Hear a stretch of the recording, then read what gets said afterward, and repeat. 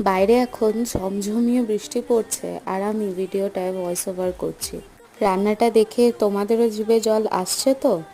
তাহলে চলো ঝটপট দেখে নিই কী করে বানাবে। ফার্স্টেই মিক্সিং জারে পরিমাণ মতো কালো সর্ষে, সাদা সর্ষে, পোস্ত এবং কাঁচা লঙ্কার একটা পেস্ট বানিয়ে নেবো ভালো করে।